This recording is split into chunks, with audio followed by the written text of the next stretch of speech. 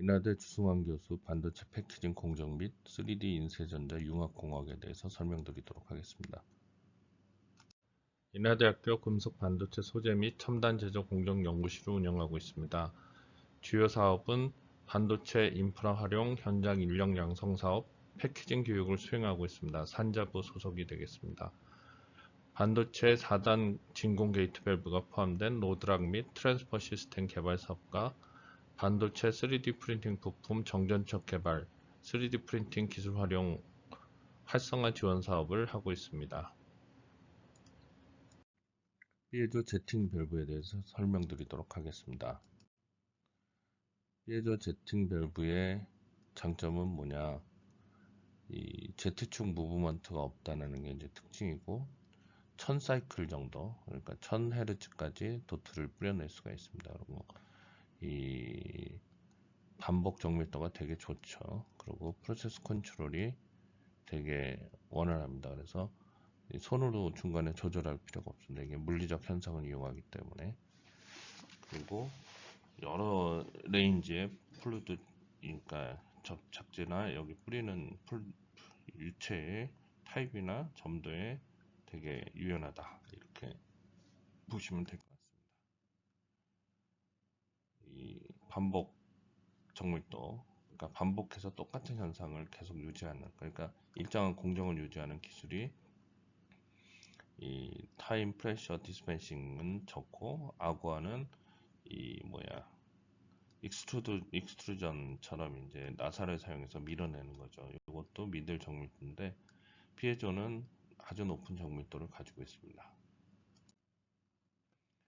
이게 커스터머에 의해서 테스트했던 건데 이 정밀도가 아주 일정하게 유지되는 거를 볼 수가 있습니다. 하이스피드를 했을 때 Z축이 이렇게 눌려서 떨어지는 게 아니기 때문에 니들 밸브처럼 여기 보시면 이렇게 요 안에 이제 피에조가 팽창하고, 팽창한 힘이 물리적인 기술을 사용하기 때문에 일정한 거죠. 그래서 이게 이제 Z축이 일정하게 해서 뿌려진다는 걸 설명하고 있습니다. 이게 비디오로 볼 수가 있습니다.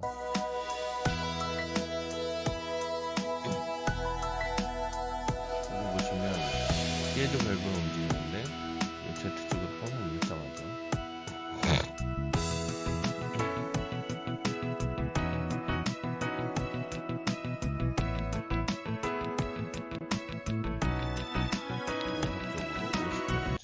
까지 도포한 사례가 되고, LED 인캡슐레이션에서 니들 디스펜싱을 썼는데 Z 디스펜싱 쓰면은 아주 일정하게 만든다는 것을 보여주는 비디오인데 이 비디오가 지금 안 돌고 있습니다. 일단 뒤에서는 뭐라냐면 이제 니들 디스펜싱에 관해서 이제 이 예제를 볼 수가 있는데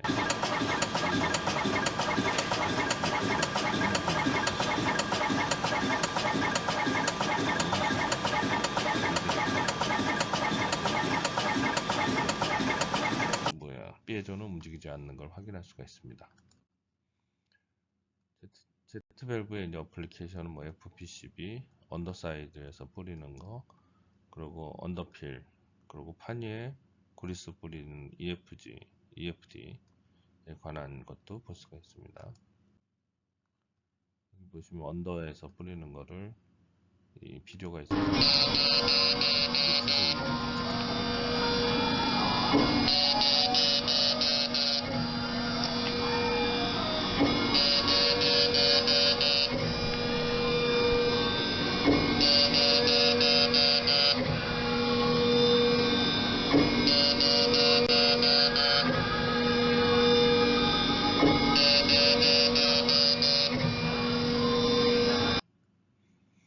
요건 이제 언더필 공정 앞에서 설명드렸던 건데 그거를 비디오로 보실 수가 있습니다. 비디오가 안 되네요. 이제 되네요. 저거는 맨 앞에 했던 공정은 광학 카메라 가지고 어느 위치에 뿌릴 건지 온라인을 잡은 거라 보시면 됩니다. 옆에 뿌려주는 걸 볼 수가 있어요. 네, 이게 이제 언더필 공정이 되겠습니다. 피에조 일렉트릭 이펙트는 뭐냐면 일정 전압을 주면 이게 수축을 해서 움직이거나 기계적으로 움직이면 전압이 생기는 그런 현상을 말합니다. 그래서 압전 효과를 하면 이제 라이터가 되는 거고, 역압전 효과를 하면 이제 초음파 발생. 그러니까 우리 지금 그 뭐죠? 초음파 가습기가 이 방식을 쓰고 있다고 보시면 되겠습니다. 피에조라는 건 이제 그리스 문자로 압력을 얘기하는 거가 되겠습니다. 피에조 스택이라고 PI라는 독일 회사에서 팔고 있는 액추에이터가 되겠습니다.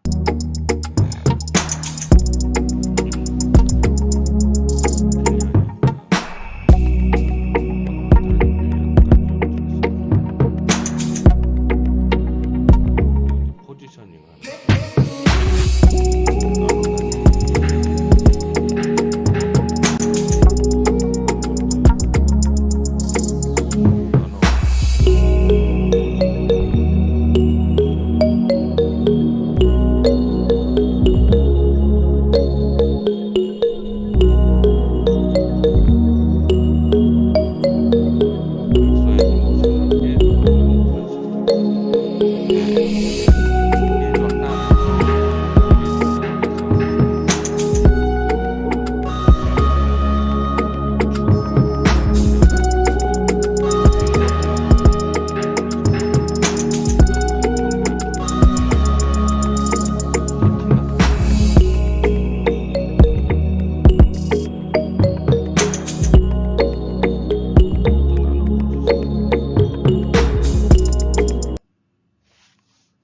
하는 이런 스택을 사용해서 만든다고 보시면 될 것 같습니다. 피에조 제트 원리. 피에조 제트의 정의는 피에조는 스택이라고 칭하는 앞전 소자로 이루어져 있으며 이 소자의 수축 팽창의 원리로 동작하게 됩니다. 그림 이와 같이 하나의 스택이 여러 겹으로 부착되어 완성된 것을 스택이라고 합니다. 이렇게 피에조 하나의 힘은 약하니까 여러 개를 겹쳐게 쌓아가지고 힘을 크게 키운 게라고 보시면 되겠습니다. 일반적으로 싱글 스택과 스프링 동작 방식으로 적용되어 있으며 현재는 듀얼 스택이 개발되고 있습니다. 그림 상과 같이 스택의 고전압을 인가하여 수축과 팽창을 반복하면서 공이 지렛대 같은 거죠. 지렛대 식으로 그 위아래로 이제 올렸다 내렸다 해서 때리는 그런 방식으로 되어 있습니다. 상하 수직 동작이 이루어지게 됩니다. 지렛대는 아닌 것 같고요. 여기 보시면 스택이 두 개 되어 있는 걸 더블 스택, 하나로 되어 있는 거를 싱글 스택이라고 합니다. 그 더블 스택은 1이 이제 수축을 하고 2가 팽창하면서 그 밑에 있는 공이 부분이 올라가는 거고, 그 닫히는 거는 위가 이제 팽창하고 2번이 수축하면서 닫히는 이런 듀얼 스택 형태가 되고, 듀얼 스택은 뒤에서 설명할 싱글 스택처럼 스프링 동작이 없기 때문에 그 좀 더 빠르게 한 1kHz까지 연속, 그러니까 1000번, 1초에 초당 1000번 이상 그릴 수 있는 게 특징이 되겠습니다. 지금 마이크를 바꿔서 좀 소리가 달라질 수가 있는데 더 좋게 소리를 만들려고 노력 중입니다. 피에조로 움직이는 그런 시스템을 액추에이터라고 하는데, 마르코사가 피에조만 사용해서 사용하고 있습니다. 여기 보시면 두 개의 피에조를 사용하고 있고 위아래로 해서 이걸 더블 스택이라고 보통 합니다. 그래서 이쪽이 늘어나면 밑으로 때리고 이쪽이 줄면, 아니 거꾸로인 거예요. 이렇게 늘어나면 밑으로 되고, 이게 늘어나면 위로 올라가고, 이런 구조로 되어 있습니다. 버메스 밸브라고 하는데, 이거는 그 피에조 스택이 늘어나고 줄었을 때 원상 회복을 스프링에 의해서 합니다. 그래서 1번에 비해서는 1번이 한 초당 1000번을 이렇게 때려서 분사할 수 있으면 피에조 스프링 방식은 그 한 500번까지 가능합니다. 그 다음에 아심텍 밸브는 솔레노이드와 스프링을 사용해서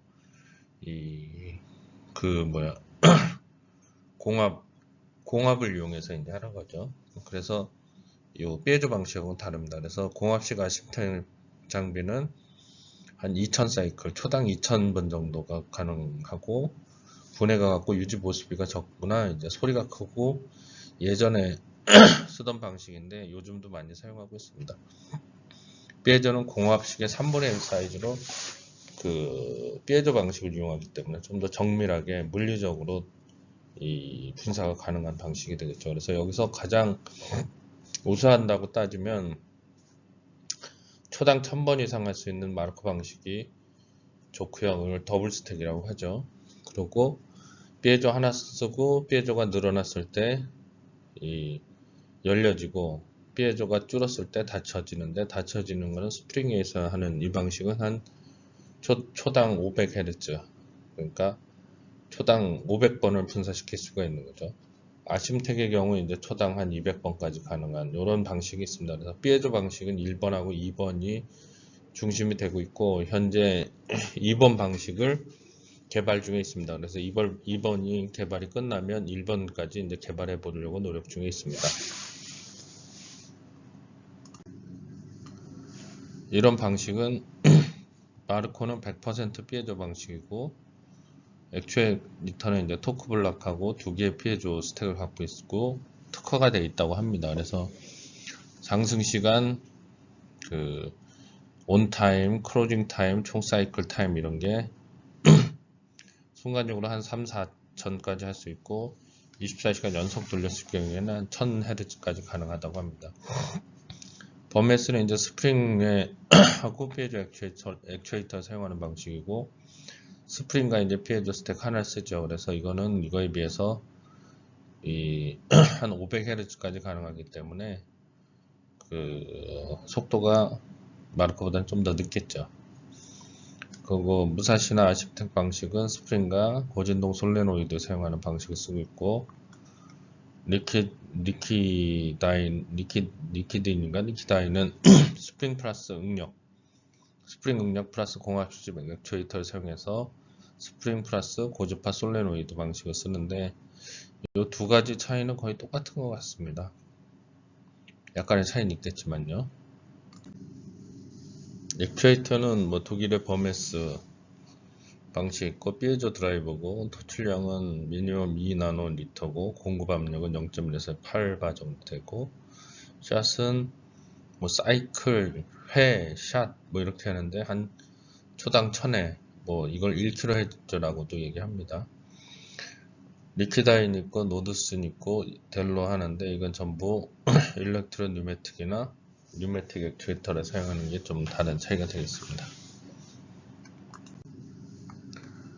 마코 방식은 피에조 일렉트릭 제트밸브 테크놀로지라고 해서 특허를 가진 기술로 이 도트 사이즈는 0.5 나노리터고 비스코시티는 한 20만 N 미리 파스칼 정도 되고, 스피드는 아까 얘기한 대로 한 1kHz 또는 1000 사이클, 뭐 1000 도트 뭐 이렇게 얘기를 하고 있죠. 그리고 밸브 템퍼러처는 200도까지 갈 수 있고, 피드 프레셔는 한 100바까지, 노즐 다이아메터는 50에서 400 마이크로미터까지 되고 있습니다. 일렉트로 클로젯이 있고, 일렉트리칼, 코드젯, 피에조 액추에이터를 보실 수가 있습니다. 그리고 플루드라는 게 결국은 분사하려는 액체가 되겠죠. 그리고 플루드 패스를 볼 수가 있고, 히터나 템퍼러처를 둘 수 있고, 그 다음에 서멀 아이솔레이션 하는 에어캡이 있고, 피에조 쪽에 열이 안 가게요. 세라믹 볼을 사용해서 마모를 방지하게 할 수도 있고, 초경을 쓰기도 합니다. 세라믹 노즐은 50, 150, 200, 300, 400 나노미터 이렇게 되고 있습니다. 마코 피에조 일렉트릭 제트밸브 테크놀로지 히터 부분이 되겠습니다. 여기서 보시면 그 히팅이 한 50에서 50도에서 한 60도죠. 한 60도, 한 55도나 50도까지는 열을 가하면 점도가 쭉 떨어지는데, 그러다가 서서히 떨어지다가 더 온도가 더 높아지면 점도가 다시 올라가는 그런 현상이 있습니다. 그래서 사용할 때 점도를 어디까지 낮출지를 이 그래프를 보면은 전략을 짜실 수가 있습니다. 그리고 2만 뭐 메가 2만 CPS니 뭐 이런 게 어느 정도가 되는지 느낌이 없기 때문에 물이 1에서 한 5cps가 되면 혈액이 한 10cps, 옥수수 시럽이 한 50에서 100cps 이렇게 되고 있습니다. 그리고 버터나 실리콘 실란트 같은 거 이런 게 얼마가 되는 거죠? 10메가 cps 정도 되겠네요. 킬로메가니까요. 그러니까 이런 걸 느낌으로 어느 정도라는 걸 느끼기 위해서 이제 예시를 한 게 되겠습니다. 페이저 액추에이터는 여기 보시면 400V가 가해지면 이게 늘어나면서 닫혀버리고 밑에 400V가 닫혀지면 올라가는 방식을 볼 수가 있습니다. 이게 더블 스택 방식이고 이게 가장 최신의 방식이 되겠습니다. 페이저 밸브 오픈하고 클로즈는 앞에서 설명한 대로 이쪽을 늘려버리면 전압을 가해가지고 닫혀버리고 밑에를 늘리면 이게 올라가겠죠. 그래서 오픈되는 그런 형식이 되겠습니다. 노즐 테크놀로지 마르코는 뭐 세라믹 볼을 사용해서 마모를 방지하려는데 그래도 이제 수명이 그렇게 좋지는 않습니다. 볼 다이아미터는 0.79, 뭐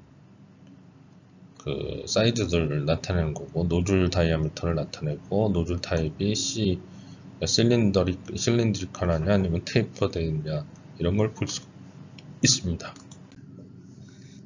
피에조 Z의 원리에서 피에조는 기본적으로 아래 같은 타임 테이블에 의해 원 사이클이 완성됩니다.